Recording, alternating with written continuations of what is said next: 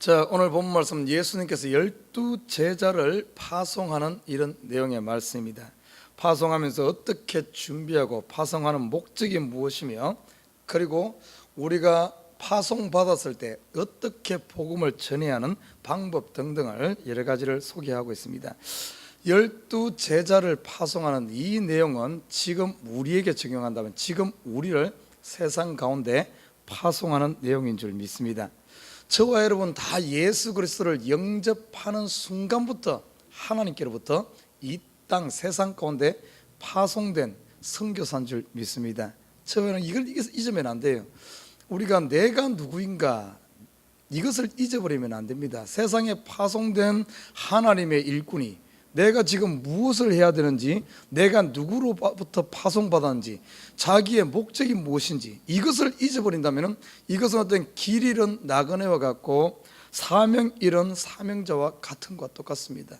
항상 우리는 이 땅에 살아가는 동안 주님 앞에 서는 그때까지 항상 우리 속에 기억해야 될 것은 뭔가 하면 내가 누구이며 내가 무엇을 해야 하며 항상 이것을 잊어버리면 안 됩니다. 그래서 사도 바울은 때를 얻든지 못 얻든지 항상 복음을 전가하라 그랬고, 베드로는 너희에게 항상 누군가 소망에 대해서 묻는 사람이 있을 텐데, 왜냐하면 우리는 빛이기 때문에 빛을 비치게 되면 우리 가운데 나오는 사람들이 있습니다. 사도 바울도 복음 전가할 때 보면 사람들이 물어봤어요. 사도 바울에 가서 물어보기도 하고 예수에 대해서 알려고 하기도 하고 이런 일이 일어납니다.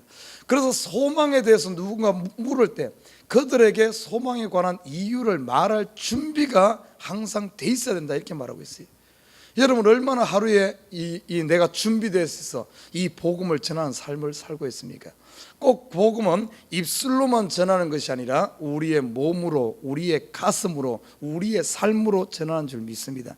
그러나 가장 강력한 파워는 뭔가 하면 역시 말이야. 그래서 사도행전에 성령이 그들에게 임했을 때 그들에게 첫 번째 나타난 현상이 뭔가 하면 불의 혀같이 갈라지는 것이 그들에게 있었고, 그리고 또 한번 보십시오. 그들이 성령이 임하니까 나타나는 첫 번째 현상이 무엇으로 나타나는가 하면 말로 나타났습니다.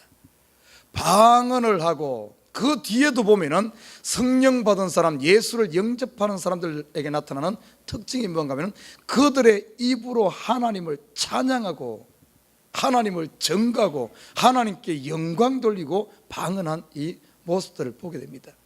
그래서 이 우리에게 주어진 이 입이나 혀란 것은 엄청난 파워예요. 그래서 이 야고보서에서는 혀를 잘 사용하게 되면은 이 혀를 가지고 하나님께 영광도 돌리고 하나님께서 우리에게 맡긴 사명도 참모도 효과적으로 잘 사용하지만은 이 주신 하나님께 주신 엄청난 파워인 이 혀를 잘못 사용하게 되면 우리의 삶을 불살라 버린다, 이렇게 이야기하고 있습니다.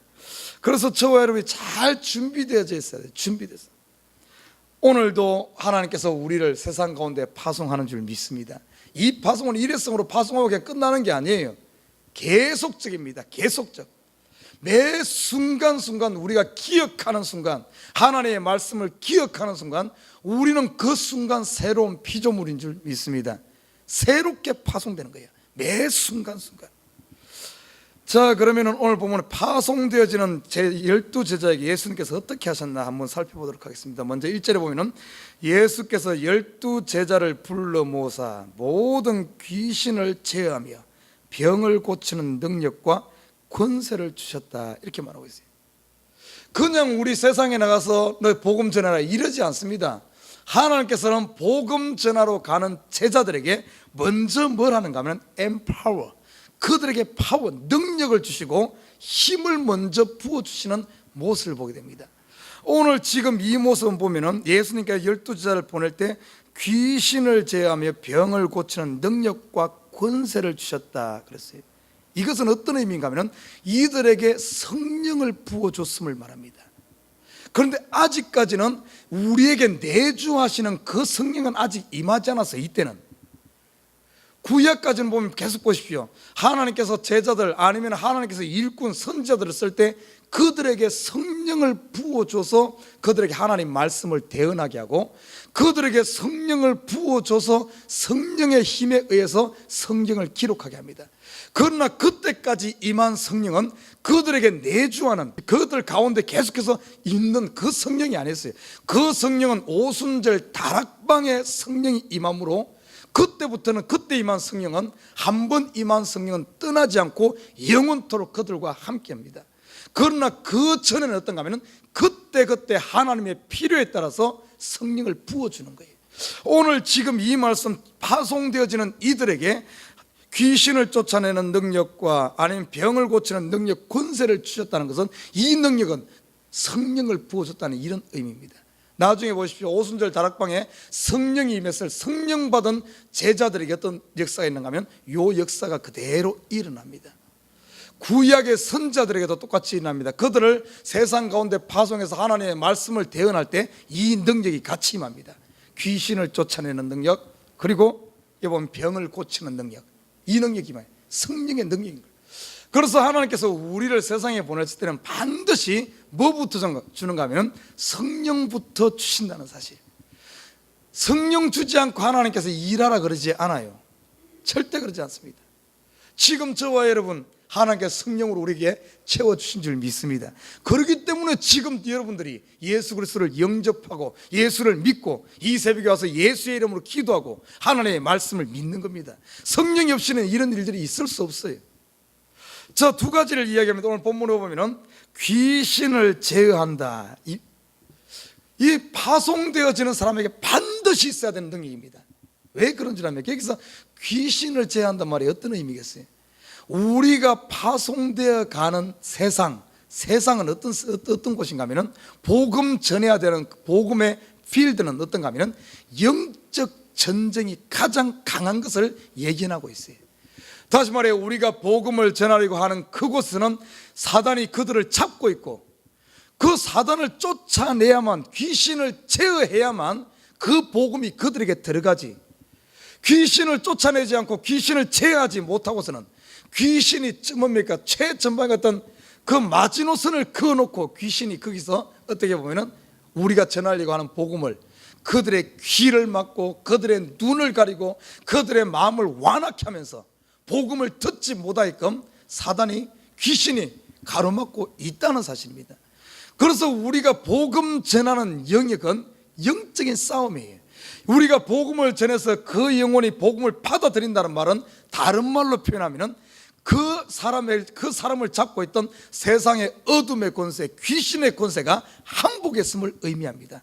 그것이 물러갔음을 의미해요. 그냥 되는 그냥 저 사람 복음 받았다, 그게 아닙니다. 여러분 주위에 복음 전해가지고 그 사람 전도한 사람이 있습니까? 여러분 지금 귀신을 제어한 줄 믿습니다. 아무튼 이 귀신을 제어하는 능력이 없이는 절대 복음을 전할 수 없다는 사실. 여러분이 복음을 전해서 어떤 이렇게 할 수 있다는 것은 여러분에게 지금 능력이, 귀신 제어하는 능력이 있다는 사실입니다. 보십시오. 오늘 본문에 보면 이 귀신을 제어하는 능력이 우리에게 주어져 있고, 그래서 우리가 영적 전쟁에서 치면 안 됩니다. 그래서 항상 이것을 대비하고 준비하고 있어야 돼요. 그래서 복음 전하러 가기 전에는 우리가 먼저 내가 하나님의 능력을 의지하고 기도하고 무장되어서 갈 때 이것을 능히 감당할 수 있는 겁니다. 귀신을 제어하고 병을 고치는 능력과 권세를 주셨다, 이렇게 말하고 있어요. 병을 고치는 능력. 우리에게 지금 병은 그냥 단순한 그냥 이런 걸 말하는 게 아니에요. 여러분 여러 병이 있습니다. 사람들을 보면은 이 시대에 얼마나 많은 어떤 사람들이 육신의 병도 있고 마음의 병도 있고 또 영적인 병도 있습니다.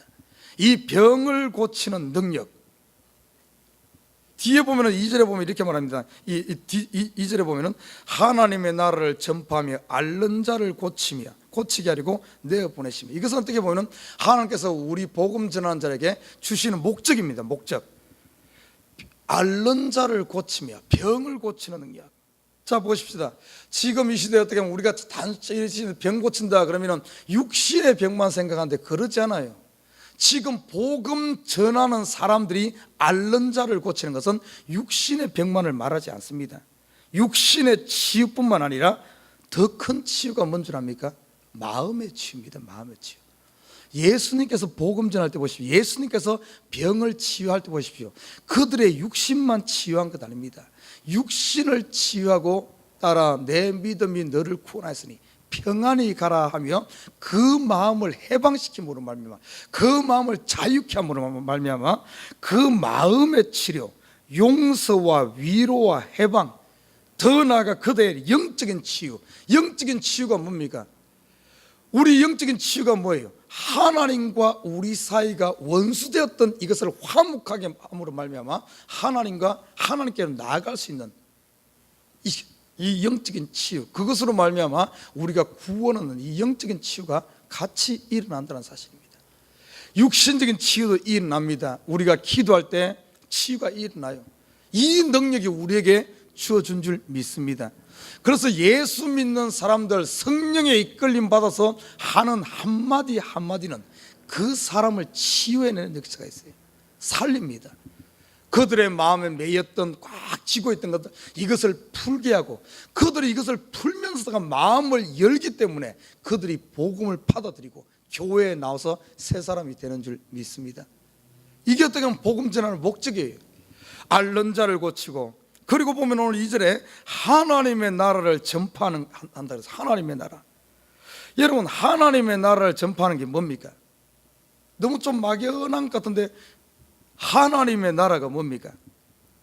다른 게 아니에요. 하나님의 나라는 우리가 예수를 믿으면 영생 없습니다. 예수 그리스도의 이름으로 말미암아 이 땅에 하나님의 나라가 임했고, 예수 그리스도의 이름으로 말미암아 하나님과 우리가 화목되어졌고, 예수의 이름으로 말미암아 우리의 영혼이 자유함 얻고 해방을 누리고 평강 가운데 거하고 생명 얻었음을, 구원 얻는 것을 전하는 이것이 하나님의 나라인 줄 믿습니다. 하나님의 나라는 다른 게 아니에요. 하나님의 우리가 영혼 구원 얻는 하나님의 나라가 너희 가운데 임하였느니라. 우리가 예수 영접함으로 말미암아 내 마음에 천국을 이루고 내가 하나님의 자녀가 되어지는 그것이 바로 하나님의 나라가 내 가운데 임하는 것인 줄 믿습니다. 하나님의 나라를 전파하는 것은 하나님의 나라가 각 심령 가운데, 각 동네마다, 각 방언과 민족 가운데 이 하나님의 나라가 임하게 하라, 이 말이에요. 하나님의 나라를 전파한다는 말은 바로 영혼을 구원하는 걸, 이걸 말하고 있습니다. 여러분 잘 알죠? 요한복음 3장 보십시오. 요한복음 3장 16절에 하나님이 세상을 이처럼 사랑하사 독생자를 주셨으니 누구든지 저를 믿는 자는 누구든지 멸망치 않고 영생을 얻게 하려 하심이니라. 이 복음의 핵심적인 말씀을 전함으로 말미암아 그 말씀을 받아들이고 영혼들이 변화되어지는, 주께로 돌아오는 이것이 바로 하나님의 나라가 전파되는 것인 줄 믿습니다. 이 일을 우리가 감당해야 된다. 그리고 3절 보십시오. 3절에 보면은 이르시되 여행을 위하여 아무것도 가지지 말라. 지팡이나 주머니나 양식이나 돈이나 두 벌 옷을 가지지 말며, 이렇게 말하고 있어요. 자, 오늘 본문에 보면은 아무것도 가지지 말라 그랬어요. 지팡이도 양식도 돈도 두 벌 옷도. 왜 이걸 가지지 마라 그랬을까요? 이거 중요합니다. 이건 너무 중요해요. 복음 전하는 데는 아까 말했듯이 영적 싸움이라 그랬습니다. 영적 싸움. 영적 싸움은 에베소서 6장에 보면은 우리의 싸울 것은 혈과 육에 대한 것이 아니라 공중의 권세는 악한 이 사단과의 싸움입니다. 이 귀신의 세력과의 싸움. 이 복음 전하는 것은 귀신과 싸움입니다. 귀신과 싸우는데 보이지 않는 이 귀신의 파워, 영적인 파워 싸우는데, 영적인 세, 이 사단은 굉장히 참으로 어떻게 보면 영물이에요. 영물. 우리의 생각을 다 꿰뚫어 보고 있습니다. 그렇기 때문에 오늘 이어 보면은 아무것도 가지지 말라고 한 이유가 있어요. 이것을 가지는 순간, 내가 지팡이를 가지는 순간 사람은 어떤가 하면은, 사람이라는 게 묘합니다. 아무리 힘들어도 어려운 극한 상황에 가면은 지푸라기도 있으면 그거라도 잡습니다. 물에 빠진 사람 봐요. 그 지푸라기 잡아. 내 손에 지팡이가 있으면 어쩐 줄 압니까?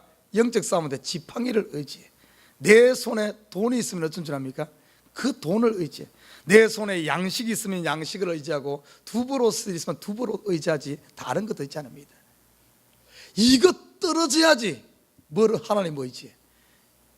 참 이 지금 이게 굉장히 중요한 말씀이에요. 사람의 우리의 속을 하나님께 다 알고 있는 겁니다.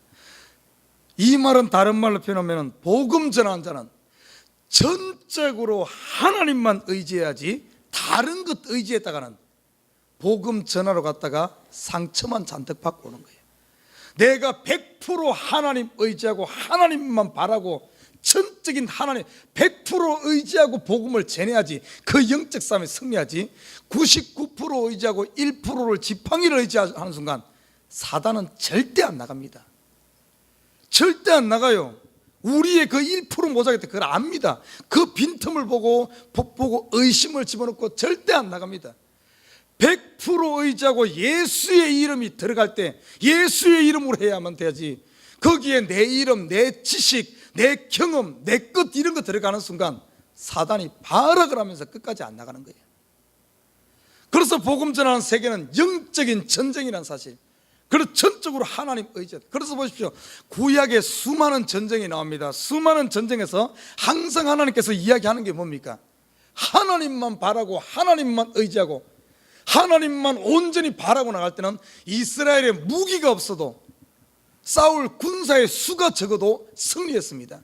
그러나 이들이 하나님을 전적으로 의지하지 아니하고 자기의 힘을 의지하고 나갈 때는 쉽게 이길 것 같았지만 졌어요. 여러분, 대표적인 게 아이성 전쟁 아닙니까? 가나안 정복 전쟁 때 아이성과 여리고성 두 가지 성을 봐요. 여리고성은 엄청나게 큰 성이요, 완전히 높은 성이요, 그들은 무장하고 있습니다. 이스라엘의 인간의 눈으로 봤을 때는 이스라엘이 여리고성은 점령할 수 없는 성입니다. 그런데 보십시오, 이들이 전적으로 하나님 의지하고 시킨 대로 하루에 한 바퀴씩, 마지막 날에 7바퀴, 그리고 나팔을 불며 외칠 때 하나님이 여호수아에게 지시한 대로 하나도 틀리지 않고 100% 하나님 의지하고 그대로 순종하니까 그 큰 성도 무너졌습니다. 그러나 작은 성 3,000명만 가도 될 만큼 작은 성인 아이성은 어떻습니까?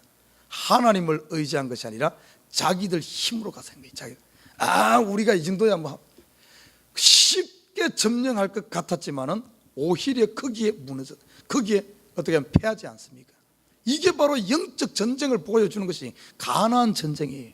그 두 성을 보십시오. 똑같습니다. 지금 이 시대도.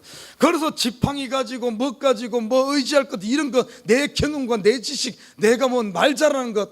사도 바울도 보십시오. 아덴에 가서 사도 바울도 이 철학의 사도 바울도 뭐 뒤지는 사람 아니잖아요.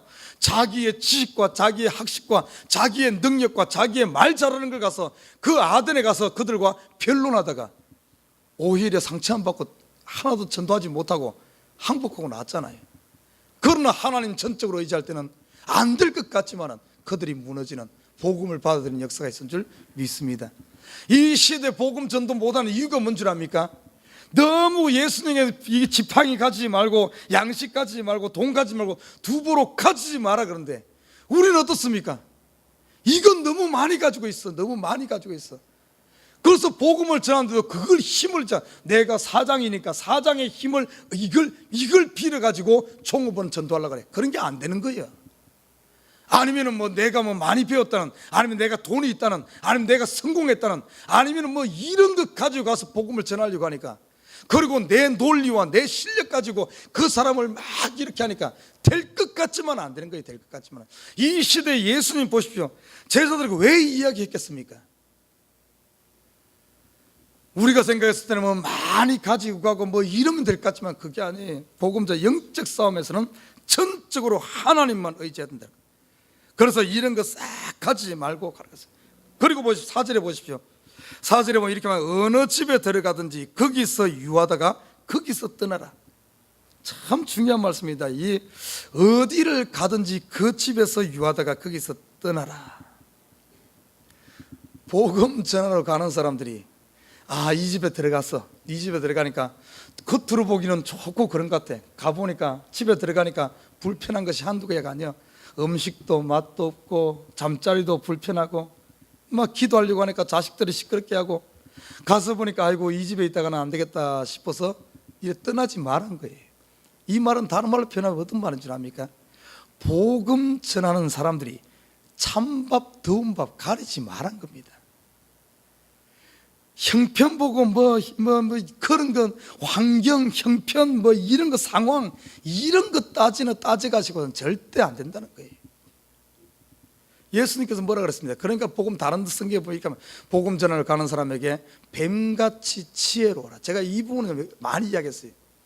뱀은 모든 환경에 자기를 맞춰서 적응해 가는 동물이 뱀입니다. 창수가 나면 창수를 거슬러 올라가고, 담이 앞을 가면 구렁이 담 넘어가듯이 담도 넘어가고, 나무대도 올라갑니다. 더운 지방에도 삽니다. 뱀은 어디든지 사막에도 살아요. 그리고 숲에도 살고 물에도 삽니다.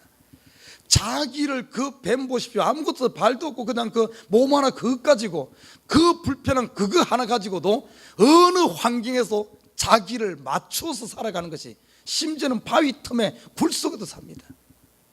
그 맞춰서 이 복음 전하는 자들이 이것저것 따지고 자기 좋은 것, 자기 편한 것 이런 것 따져갖고는 아무것도 안 된다는 거예요.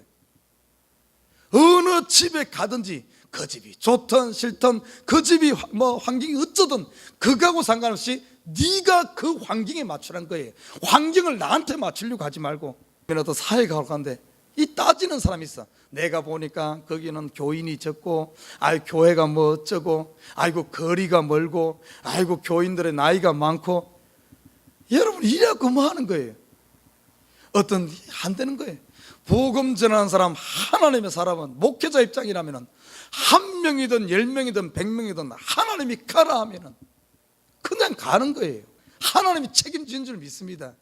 우리 성도들도 그래요. 성도들도 어떤가 하면은 하나님께 그 교회 보내면은 그 교회 죽도록 충성하면 되는 거예요. 가서 보니까 뭐는 어쩌고 다 따지갖고 맞는 게, 나한테 맞는 교회는 이 세상에 하나도 없어요. 없어. 나한테 맞는 데가 어디 있어요? 나한테 맞는 딱 하나 있어. 어딘 줄 알아요? 에버그린 교회 그럴 줄 알았죠? 아니에요. 나한테 맞는 교회는 딱 한 곳밖에 없어. 어딘 줄 알아요?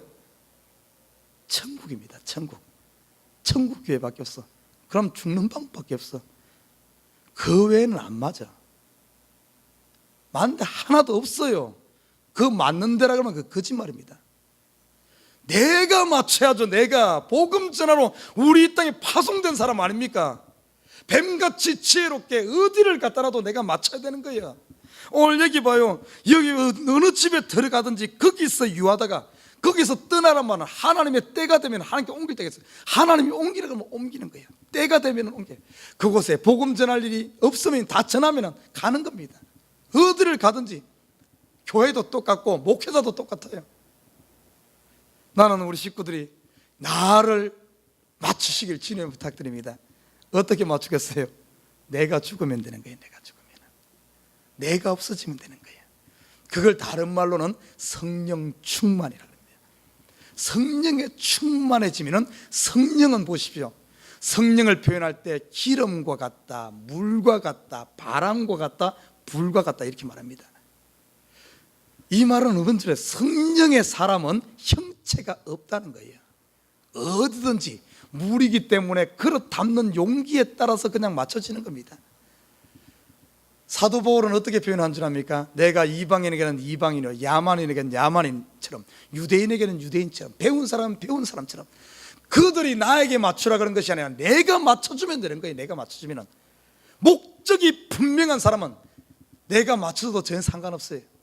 내가 이렇게 살든 저렇게 살든, 내가 어떻게 보면 죄만 안 진다면 내가 이 일을 하든 저 일을 하든 아무 상관없습니다.